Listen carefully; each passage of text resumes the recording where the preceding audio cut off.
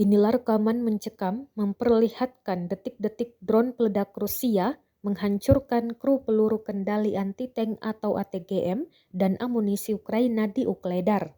Rekamannya juga beredar di Telegram pada Selasa 23 Mei 2023. Dalam keterangan unggahan disebutkan, detasemen pengintaian Tiger mengirimkan serangan kepada tentara Ukraina di dekat Ukledar.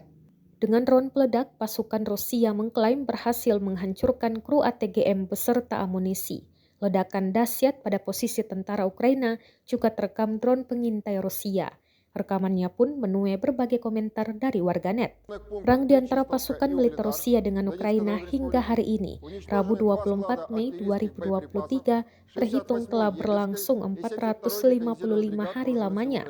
Konflik yang terjadi di antara negara bertetangga itu hingga kini terus berlanjut dan belum terlihat tanda-tanda akan segera berakhir. Никольская Донецкая Народной Республики и Жеребянки Запорожской области.